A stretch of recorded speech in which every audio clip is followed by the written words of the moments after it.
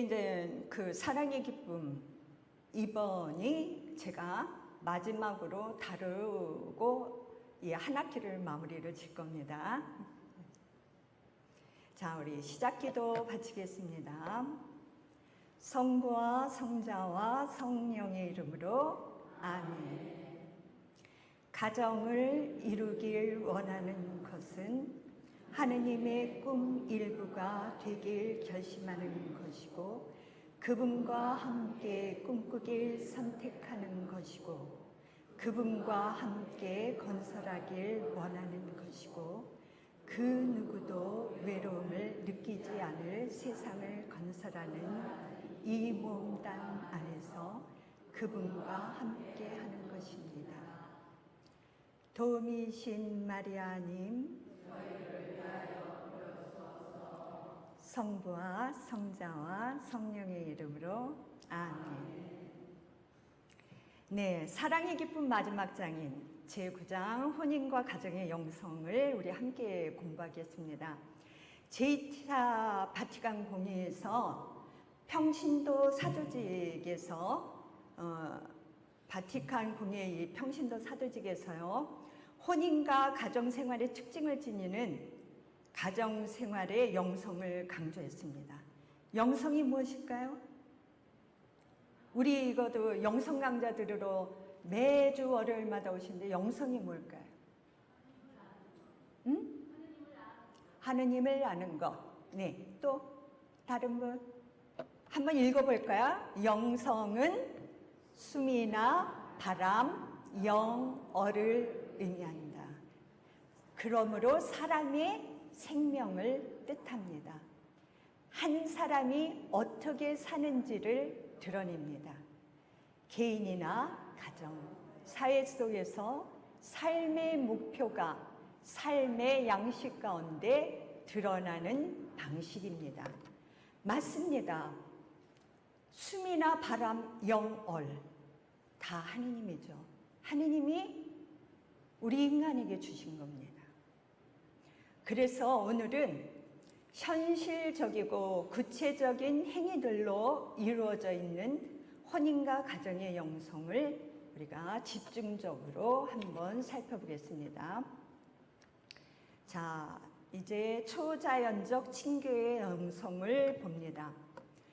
창조된 남자와 여자가 하느님의 모상이라는 거 우리는 다 알고 있죠. 창조된 인간은 서로 인격을 통한 친교로 부르심을 받았습니다.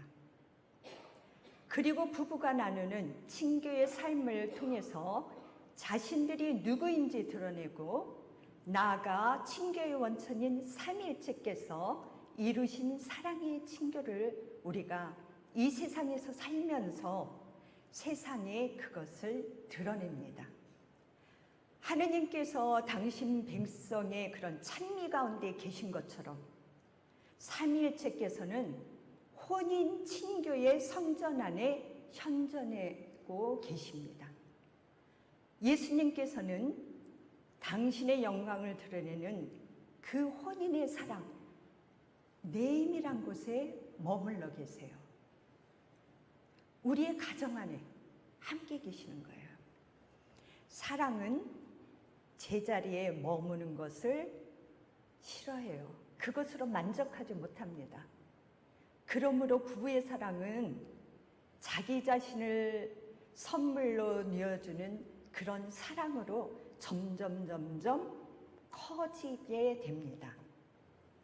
이것은 작고 구체적인 많은 동작으로 가정사랑의 영성을 드러내고 있습니다. 주님께서는 아까도 얘기했지만 우리 가정 안에 머물고 계세요. 그래서 우리 가정이 날마다 겪는 어떤 고통과 시련이라든지 기쁨과 희망이라든지 그 안에 현존하고 계십니다. 친교를 성숙시키는 이러한 다양한 선물과 만남 안에 하느님께서 머물러 계셔요. 그러므로 혼인의 영성은 뭐예요? 친교의 영성입니다. 여기에 하느님의 사랑이 깃들여 있습니다. 지금까지 하느님을 본 사람은 없습니다. 그러나 우리가 서로 사랑한다면 하느님께서 우리 안에 머무르시고 그분 사랑이 우리에게서 완성됩니다. 이것은 요한일서 4장 12절 말씀이에요. 이 말씀처럼 사랑은 선물로 우리에게 이미 주어져 있습니다. 십자가에서 죽기까지 나를 사랑하여 주신 주님의 그 사랑으로 너를 사랑할 수 있게 됩니다. 가정에서 요구되는 거가 뭐예요? 형제의 그리고 공동체 삶이죠. 여기에 마음을 더 활짝 열고 주님과 더욱 온전하게 만날 기회가 됩니다.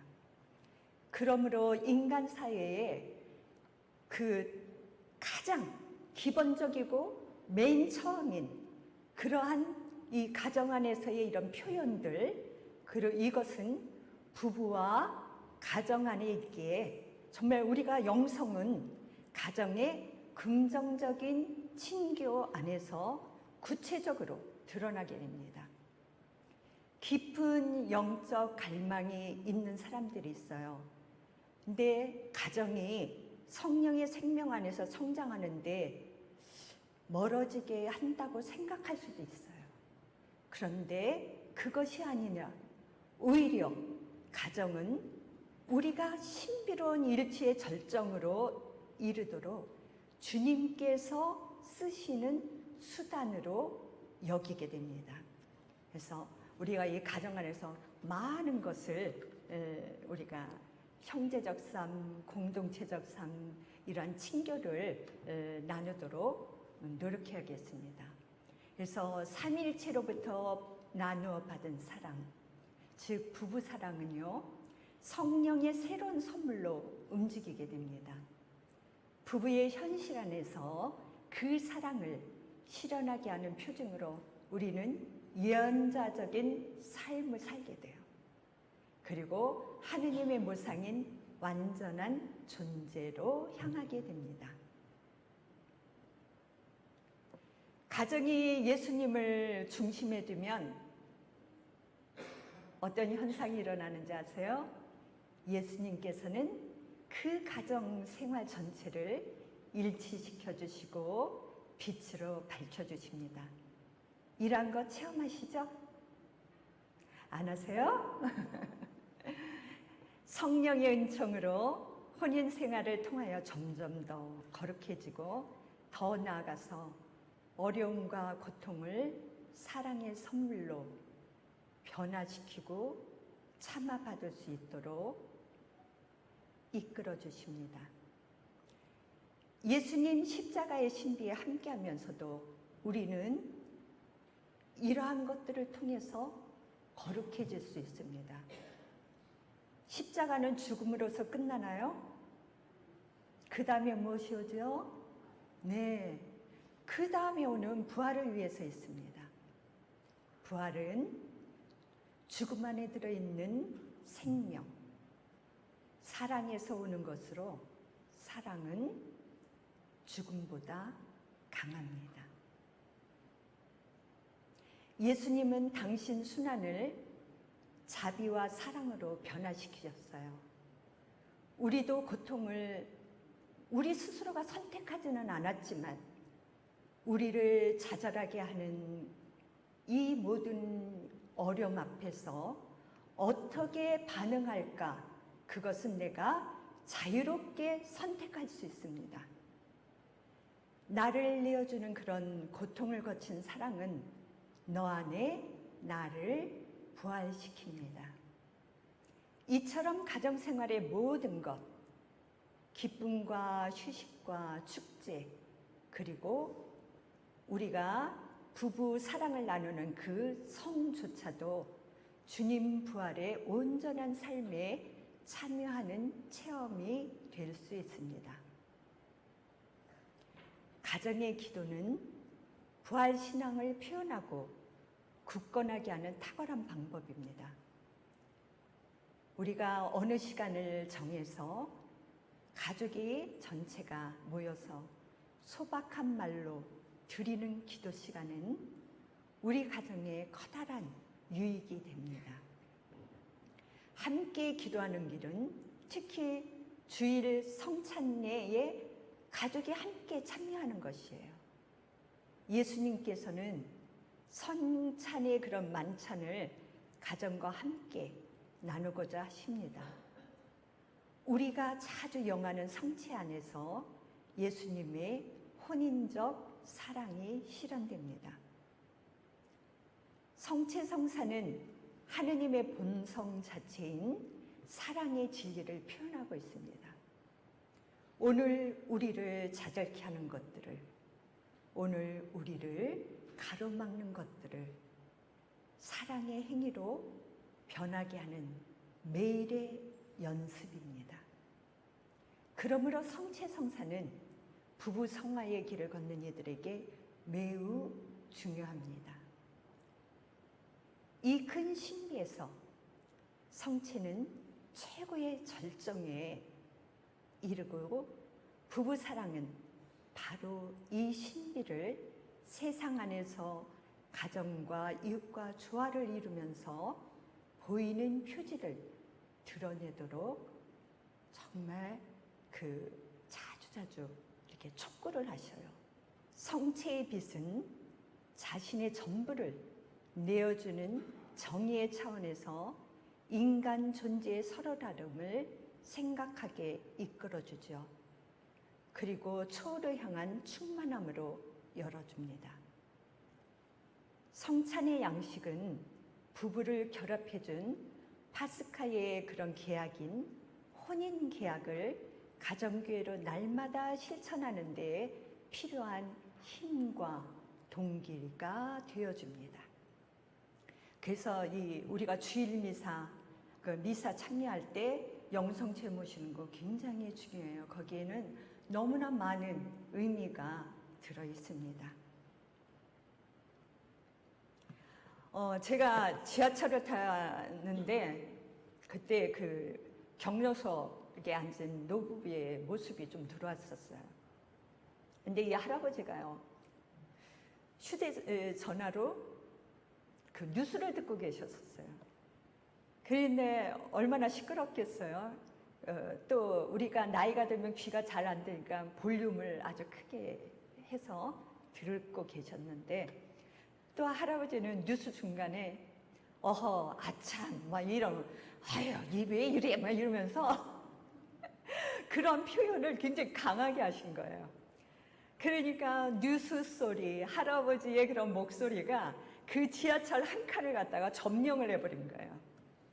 근데 할머니가 이렇게 가만히 할아버지의 손등에 이렇게 손을 얹더니 여보, 사람들이 많으니까 이어폰을 끼고 보세요. 그러자 할아버지가 뭐라 하셨는지 아세요? 아, 맞아. 알았어요. 당신 말이니까 들을게요. 그러면서 주머니에서요, 이어폰을요, 꺼내가지고요, 미소를 싹 지으시면서 귀에 꽂고 들으시는 거예요. 저는 그 모습을 보면서 첫마음 그대로 서로 사랑하는 그 노부부의 그런 모습이 너무 아름답게 가슴에 와닿은 거예요. 그 예수님께서 그 십자가에서 행하신 자신의 포기와 맡김의 사랑이 그 노부부의 그런 모습 속에서도 보였어요.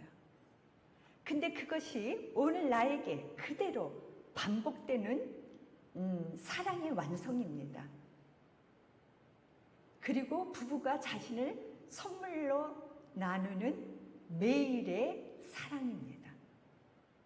그러니까 우리가 매일같이 이 사랑을 나누는 것이 조금씩 조금씩 사랑의 완성으로 향하게 되는 그 여정인 거예요.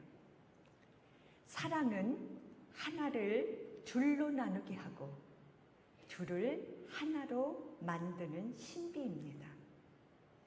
하나라는 소유를 둘로 나누어 둘 다 부족함 없이 만족할 수 있는 그 넉넉함, 그리고 아낌없이 내어줌으로써 상대방 안에서 하나로 완성되게 하는 신비입니다.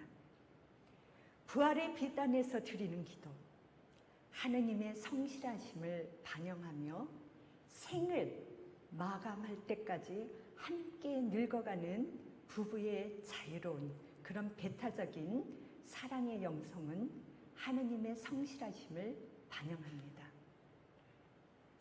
영원한 사랑을 결심하지 않는 그런 사람은요, 심지어 단 하루도 참되게 사랑할 수 없습니다.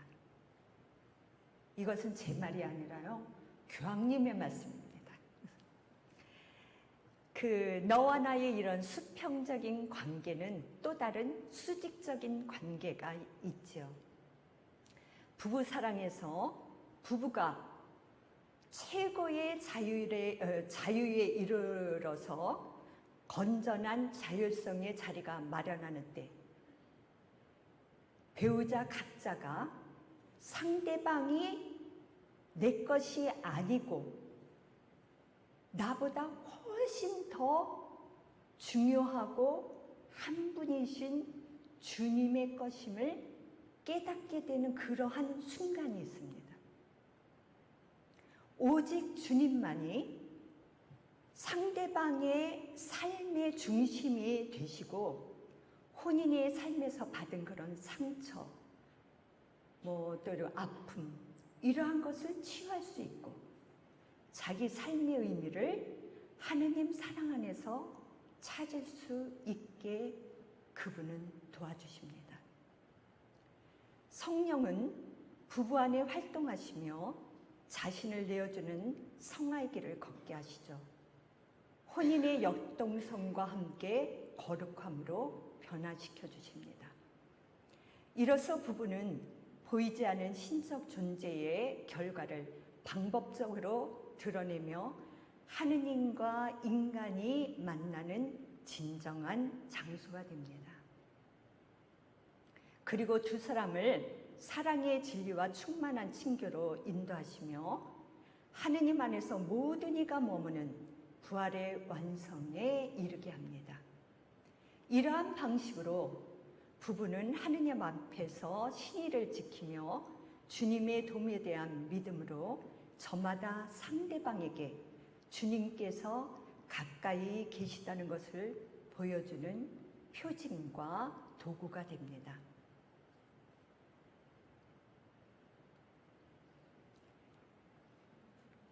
그리스도교 신자 그런 부부들은 그들 각자를 위해서 또 자녀를 위해서 그리고 친지들을 위한 은총의 협력자이며 신앙의 증거자들이죠. 또한 가정은 서로를 돌보고 도와주고 격려해주는 언제나 가장 가까운 병원이 되어야 됩니다. 하느님의 사랑은 살아있고 한 남성과 여성이 표현하는 부부간의 사랑이라는 견고한 언어로 표현이 됩니다. 부부는 어때요?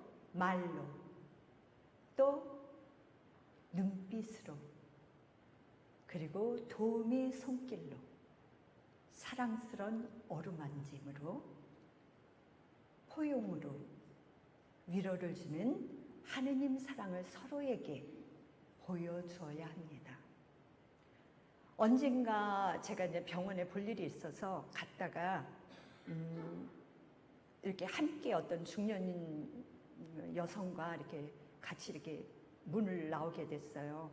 근데 또 공교롭게도 같은 버스를 탔습니다. 그 잠시 후에 그 여성의 그 핸드폰이 울렸어요. 그러니까 당신이에요? 환자가 아직까지 잠도 안 자고 뭐 하는 거예요? 그래요. 그러니까 분명 남편에게서 온 전화겠죠? 근데 오래전 일이지만 제가 뒷좌석에 있었기 때문에 그 통화를 마치고 그 여성이 남편에게 그 고백해듯 말했던 그 말이 잊히지 않습니다. 그래요. 당신이 곁에 있어서 참 다행이에요. 나도 당신 덕분에 이렇게 견디고 있나 봐요. 이 말을 했어요. 이처럼 가정생활 전체는 자비로운 보살핌입니다. 우리는 저마다 우리의 사랑과 돌봄과 위로와 격려로 다른 이들의 삶에 흔적을 남깁니다. 누군가를 사랑한다는 것은 그 사람에게서 어떤 불확실한 것, 그리고 예측할 수 없는 것을 기대하는 겁니다. 또한 어떠한 방식으로든 그 사람이 그러한 기대를 실현할 수 있도록 도와주는 것을 의미합니다. 이는 깊은 영적 체험으로 우리가 사랑하는 사람을 하느님의 눈길로 바라보고 그들 안에 계신 예수님을 인식하는 것이고, 조건 없이 주는 열린 마음가짐을 필요로 하는 것입니다. 우리가 사랑하는 이는 우리의 온전한 관심을 받을 자격이 있습니다. 한번 예수님을 생각해 보세요. 그 곁에 모인 정말 가난하고 사회에서 버림받은 소외된 사람들, 그리고 제자들, 그 사람들이 예수님 곁에서 무시당한다고 아무도 느끼지 않았습니다. 우리와 가정에서 함께 사는 그런 사람이 이 모든 것을 받을 자격이 있음을 우리는 기억해야 됩니다. 그 사람은 하느님 아버지의 무한한 사랑을 받는 사람이죠. 그리고 한없는 존엄을 지니고 있기 때문입니다. 특히 다른 이들 마음 안에서 한계가 분명히 드러날 때 나의 온유함을 통해서 그 사람이 사랑받는 기쁨을 불러일으킬 수 있습니다. 하느님은 생명이고 사랑이시죠? 생명은 어때요? 멈출 수가 없습니다. 끊임없이 확장하고 앞으로 나아갑니다. 끊임없이 나아가는 생명, 이것이 사랑의 표현입니다. 그러므로 우리가 서로 다르고 그렇지만 자신의 모든 것을 내어주고, 그리고 생명을 출산하고, 이 모든 것이 하나로 결합되어 있습니다. 성령의 재촉으로 가족은 아이를 낳아 생명을 받아들일 뿐 아니라 밖으로 나가 다른 이들에게 선을 퍼뜨립니다. 다른 이를 보살피고 그들의 행복을 추구합니다. 이 열린 마음은 특히 환대로 표현됩니다. 가정은 가정교회가 되고 또한 세상을 변화시키는 살아있는 세포가 되어서 자신의 고유한 영성을 실천합니다. 어떤 가정도 완전할 수 없습니다. 우리는 끊임없이 사랑의 능력을 발전시키도록 노력하면서 이 여정을 걸어갑니다. 삼위일체의 온전한 친교, 예수님과 그분 교회의 소중한 일치, 나자렛 성가정의 아름다운 공동체, 천상 성인들의 흠없는 형제의 삶으로 내가 살려고 노력하고, 또 그분께서는 우리들을 지속적으로 계속 부르시고 초대하십니다. 자, 이제 마무리를 해야 되겠어요. 우리는 이 한 학기 동안 교황님의 권고, 사랑의 기쁨을 함께 공부했는데요. 계속 들으신 분 계세요? 한번 손 좀 들어보세요. 그래도 한두 번은 빠졌다? 아니면 저 이거 오늘 처음입니다 하시는 분? 네. 그래요. 그래서 제가 종합을 해드린다면 우리 모두는요, 우리 자신과 그 한계를 넘어서서 더 위대한 것을 향하여 나아가려는데 힘쓰도록 부르심을 받았다는 거, 이것을 잊지 않았으면 좋겠습니다. 성령께서는 우리가 하느님의 모상을 완성할 수 있도록 항상 도와주고 계십니다. 예수님과 함께 친구가 되어 현재와 미래를 속삭일 수 있도록 도와주실 것입니다. 부부가 서로 자신을 내어주고 받아들이는 그런 상호관계 안에서 완전한 행복을 바라보고 그 여정에서 손을 맞잡고 사랑이라는 이름으로 도달하게 해주실 것입니다. 이것을 믿습니까? 이렇게 대답이 작으면요, 성령이 오시다가 도망가요. 믿습니까? 네. 이것을 희망하셔야 됩니다. 이 과정을 통해서 너와 나 서로의 모든 것에 대한 의미를 새롭게 발견하시기를 제가 기도하겠습니다. 자신의 그런 고유한 영성으로 세상을 변화시키는 살아있는 가정교회가 되기를 우리가 서로 이렇게 축복하면서 우리 한번 축복합니다 하고 우리 한번 옆 사람 또 앞뒤로 한번 축복합니다, 사랑합니다 그렇게 하고 한번 우리 눈 좀 마주칠까요?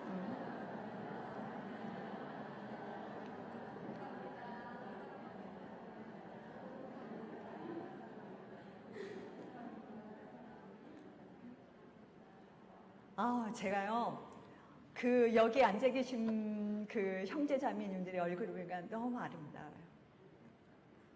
그래서 이렇게 아름다운 그런 모습 속에는 성령께서 함께 하시고 그리고 삼위일체의 친교의 영성이 여기에 활활 불타고 있을 겁니다. 그래서 네, 마친 기도로는요, 우리가 교황님께서 우리에게 당부하시고 격려를 해주셨어요. 그 말씀으로 기도하겠습니다. 성부와 성자와 성령의 이름으로 아멘. 형제 여러분, 내가 하느님의 자비에 힘입어 여러분에게 권고합니다. 여러분의 몸을 하느님 마음에 드는 거룩한 산 제물로 바치십시오. 이것이 바로 여러분이 드려야 하는 합당한 예배입니다. 모든 가정은 늘 이를 의식하며 생활해야 합니다. 우리 함께 하나의 가정이 되어 이 여정에 나서도록 합시다. 우리의 한계 때문에 용기를 잃지 말고 하느님께서 우리에게 약속하신 사랑과 친교의 완성을 추구하는 일을 멈추지 맙시다. 가정들이여 걸읍시다. 걸읍시다. 영광이 성부와 성자와 성령께 도미신 마리아님 성부와 성자와 성령의 이름으로 아멘. 네, 다음 시간에 뵙겠습니다.